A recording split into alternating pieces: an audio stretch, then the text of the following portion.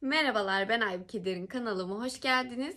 Bugün sizlere ek gıda videosu ilkini çekmiştim. İkincisini çekiyorum. İlkinde bebeğin nasıl hazır olduğunu anlarız şeklinde bir açıklama yapmıştım. Bebek ek gıdaya nasıl hazırlanır, neleri yememelidir şeklinde anlatmıştım. Bunda nasıl başlamalıyız, neler yapmalıyız, ben neler verdim, 3 gün kuralı nedir, BLV nedir, bunlardan bahsedeceğim. Kendimden bahsedeyim. Hemşireyim. 3 yıl yeniden hemşire yaptım. Şu an çocuk hemşire yapıyorum. Ayrıca anneyim. Şimdi Doğa ek gıdaya başladı. Çok merak ediyorsunuz neler yedirdiğimi, neler yaptığımı. Biraz 3 gün kuralından bahsedince çok merak ettiniz. Tabii ki YouTube'a video çekmek istedim. Ayrıca yaptığım ek gıdaları da çekeceğim. Şimdi video geliyor.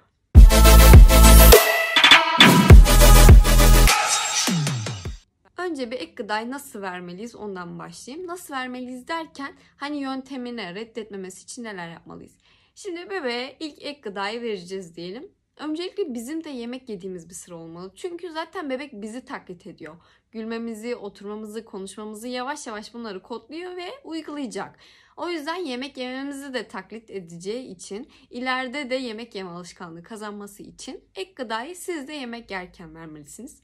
İkinci kural çok aç olmamalı. Eğer çok aç olursa anne sütü isteyeceği için ya da işte mama veriyorsanız mamayı isteyeceği için ek gıdayı reddedecektir ve siz de panik olacaksınız. Acaba bebeğim ek gıda yemeyecek mi? İşte zor mu olacak? Acaba bunu sevmedi mi diye düşüneceksiniz.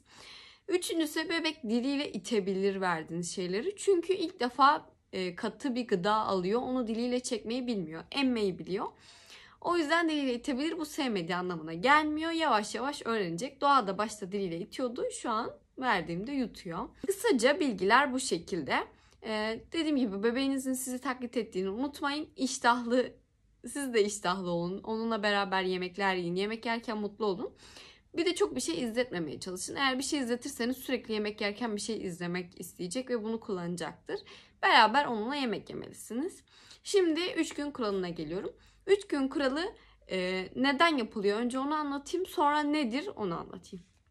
3 gün kuralı şu sebeple yapılıyor. Bebekler evet anne sütünü aldı bu zamana kadar. Tabii ki daha önce de bir alerjisi olabilir anne sütünün, annenin yediği bir şeye.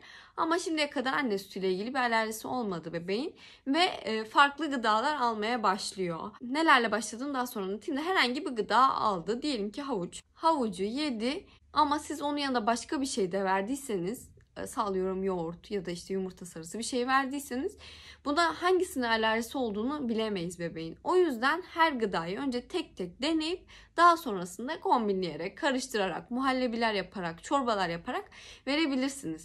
İlk geçişte özellikle kaka yapma alışkanlığı da değişiyor bebeğin. İşte gaz yapabilir verdiğiniz şeyler ama bunun sebebi ne? Asıl onu bilmemiz için dediğim gibi tek tek vermemiz gerekiyor gıdaları. 3 gün şeklinde veriyoruz. Şimdi 3 gün kuralı nasıl uygulanır ondan bahsedeyim. 3 gün kuralı şu şekilde. Yine havuçtan devam edeyim.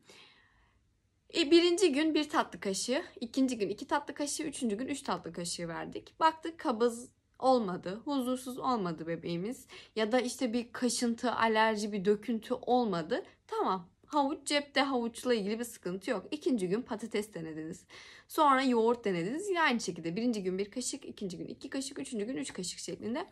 Bunlarla sıkıntı olmadı. Artık bunları karıştırabilirsiniz. İşte diyelim ki kabak verdiniz sonra. Ben bu şekilde başladım. Dediğim gibi patates, kabak, çok basit sebzelerle, mevsim sebzesi. Kış olduğu için şu an kış sebzeleriyle, yaz olsaydı yaz sebzeleri, salatalık verdim. Bunlarla ilgili sıkıntı yoksa yoğurt verdim. Mesela yoğurtla ilgili sıkıntı yok. Yoğurtla kabağı karıştırabilirsiniz. Bu şekilde 3 gün kuralıyla veriyorsunuz ki o besine bir alerjisi var mı yok mu öğrenmiş oluyorsunuz. Daha sonrasında yoğurdu verdik.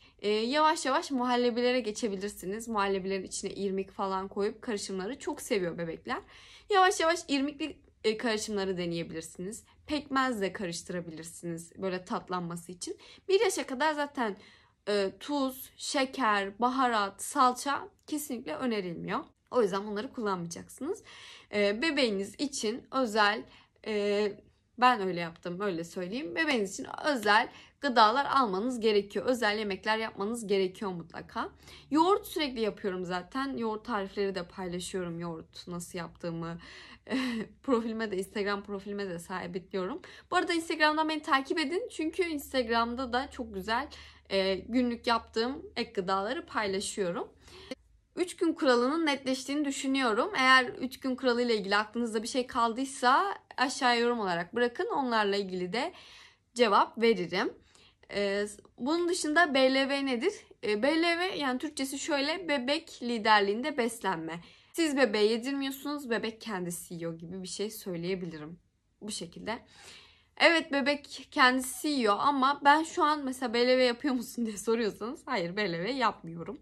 Şu an Doğa 6 aylık, aldığı bir şeyi ısırıyor. Dişleri de var ve büyük parça koparıyor. Ben akciğerine kaçmasından korktuğum için şimdilik BLV yapmıyorum. Yani kendi almıyor. Bu BLV'nin şeyi de esprisi diyeyim hadi.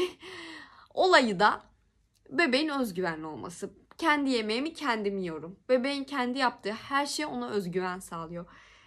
Mesela ben kitap okurken de kitabı eline vermeye çalışıyorum ki hani ben okuyorum, o kendi okuduğunu sanıyor. Mesela yemeği yedirdikten sonra kaşığı eline veriyorum. Böyle içine batırmaya çalışıyor falan ama yiyemez yani şu anda kendisi. Kendi yiyebileceği şeyleri de bir emziği var, delikli emziği. Onun içine koyuyorum, kendisi yiyor. Ama kaşıkla yemek yiyebilecek durumda olmadığı için ya da büyük parçalar kopardığı için, işte salatalık ya da meyve, herhangi bir meyve verdiğimi düşünüyorum. Elma mesela.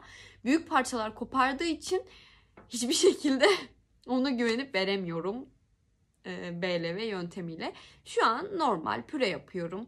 Ya da işte emziğine koyuyorum. Mesela muzu çatalla eziyorum. Cam rendeyle elmayı rendeliyorum. Bu şekilde veriyorum. Dediğim gibi şeker, tuz zaten vermiyorum. Ona özel buharda pişmiş gıdalar veriyorum. Buharda nasıl pişiriyorum, neler yapıyorum, bunların hepsini Instagram'da anlatıyorum. Ama aşağıya da buharda pişirme aleti çok uygun fiyatlı, bayağı iş görüyor. Onların linkini bırakayım açıklama kısmına. Oradan da bakabilirsiniz. İstediğinizi alabilirsiniz. Yine emziğini de koyayım. O da çok uygun fiyatlı ve bayağı iş görüyor. Aşağıdaki ek gıda alışverişinden sonra, bence linke bıraktığımdan sonra bayağı rahatlayacağınızı düşünüyorum. Aldığım organik şeyleri falan da koyarım.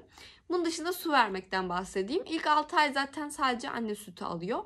Anne sütü alırken suya ihtiyaç yok. Zaten anne sütünün %90'ı su. Peki ne kadar su vermeliyiz? 6 ay ile 12 ay arası 30 ile 100 cc arasında. Ama asıl bebeğinizin ne kadar suya ihtiyacı olduğunu en iyi annesi bilir. O yüzden çok almıyor diye de aşırı panik olmayın. Benim anlatacaklarım bu kadardı. Kanalıma abone olmayı, beni Instagram'dan takip etmeyi unutmayın. Videoların devamı için abone olmanız çok önemli. Hepinizi seviyorum. Hoşçakalın.